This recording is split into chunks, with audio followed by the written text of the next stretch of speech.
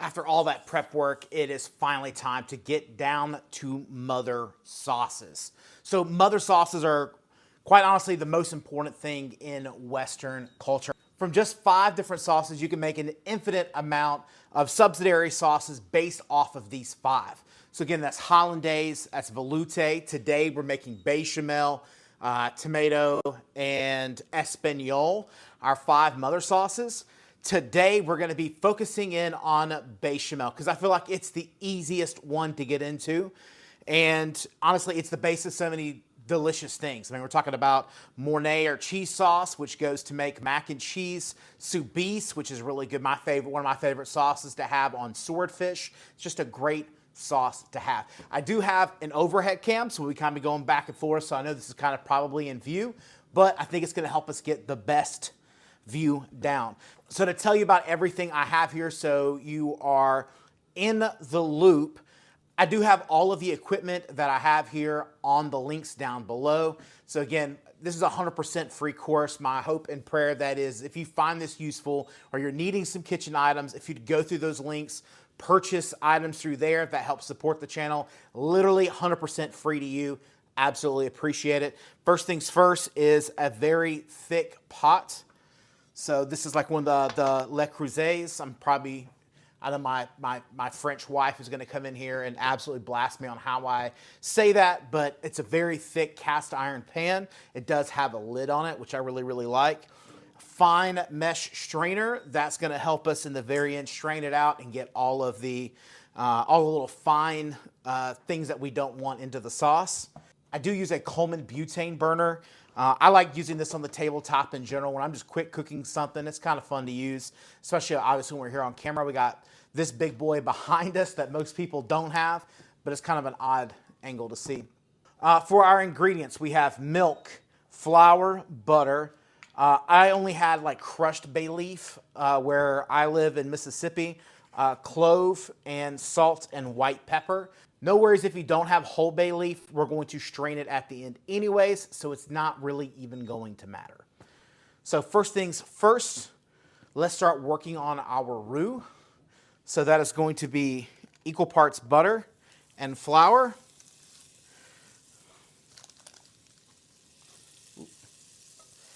Now we don't want this to be too hot.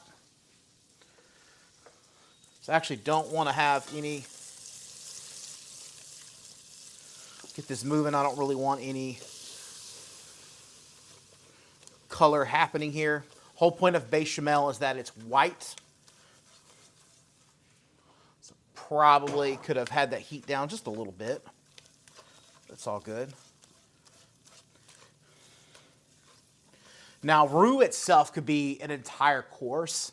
We're looking for a light blonde roux for this. A lot of people just kind of get this incorporated and then they go ahead and add in the milk into this, but we actually need to kind of cook this roux for a second, you know, kind of keep your heat down. We're not wanting to put color on this roux necessarily. We're actually kind of wanting to leave it in this blonde phase. But if we don't cook this roux, we're going to have a very floury taste. It's going to taste like the Pillsbury Doughboy kind of just rubbed himself all in it. We actually kind of need to cook this just for about 2-3 minutes. Again, no color on it. Now that I got that going, everything's well incorporated. I can see that the flour granules are broken down. I'm going to switch over to my whisk.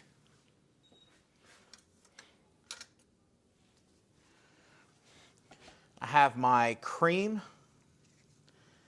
I'm going to slowly add in my cream. Now, I very well might not need all of this milk.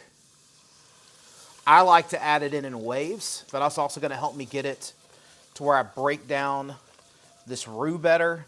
Make sure I don't have clumps everywhere. So I like to add it in waves a little bit.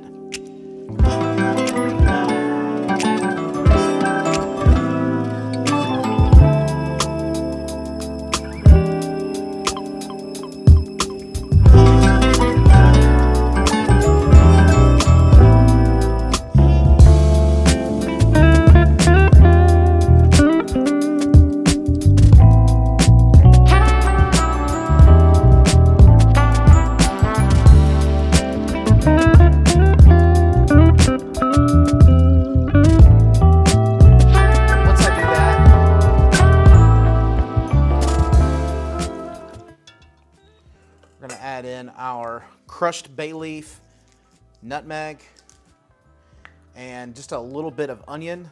We're just gonna kind of steep that in there while it works. Again, all of our stuff is going to be strained, so it's not gonna matter anyways. I like to add salt in kind of like waves. I don't necessarily feel like I've got to do it all in one big heap at the end. You can always add more. Unfortunately, there's only so much you could take away. I'm gonna use some kosher salt. Put in about 2 teaspoons worth. And then again, bechamel's, again, it's a nice, pure, clean white sauce. You know, we don't really want to be adding black pepper into this. I think that just kind of adds in the wrong flavor that we're looking for. So I'm going to be using white pepper. If you have black pepper, I would maybe put it in whole, and then you could strain it off in a minute. And that way that kind of helps solve for it if you're really trying to keep that color pure. And from here, it's really about just easily bringing it up. We're going to see it start to thicken and seize. And it's that simple. It really is such an easy sauce. Be careful with the cream sauces. Obviously, again, being milk, it is highly likely that if you're not careful, you're gonna walk off, and it's very, very easy to scorch. So definitely don't wanna do that. So again, kind of keep an eye on it. We're already starting to thicken up. And again, that's why I kind of like having a little bit of extra milk beside me. I can always add just a couple of drops. Now, some people like to add in a little bit of nutmeg while it's steeping as well. I'm not a big fan of nutmeg. I think nutmeg can take over a lot. If you're gonna do nutmeg, again, a little goes a long way. Me personally, I don't do the nutmeg. That's just my personal choice. I think cloves, onions, pepper, you know, I think that really kind of hits all those flavors. Again, if you're not careful, that nutmeg really, really takes over, especially if you're gonna convert this into another sauce. So if this is just your derivative to make other sauces, nutmeg is probably not where you wanna go. What we don't wanna see is a bunch of spots from the bottom coming up. Again, that's why I'm kind of babying it a little bit. Once I start to see that it's really, really heated up, I slow down my heat, let it finish out this last bit, because we are there. I'm going to turn it off. So how do we know we're there? I think that's a great question. So again, we get our sauce. We see a nice bubbling. I'm not tasting any flour on the palate. I get all the sauces that I'm looking for. And then when I hold the spoon, see how it does that? And look. Holds it. Oop. See how it holds its form? That lets us know that we are absolutely spot on. That is called nape, my friends, and that is how you nail it. So from here, we are going to do the task of straining. Nice bowl, super fine mesh here. The inner chef in me waits for nobody, so I'll normally try to go for it, but let's not burn ourselves on camera today.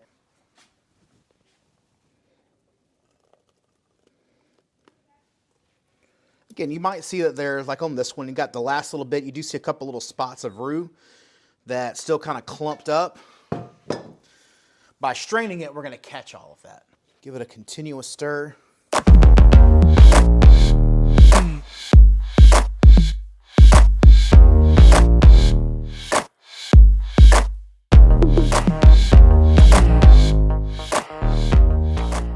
Last bit of milk kind of comes in. If you see that once you're straining it out, it starts to get a little thickened, you can always add just a drop. Again, super velvety, smooth bechamel. We are nape across the back. It's packing. A lot of flavor. Everything we need now. Now it's time to hop on to our next sauce.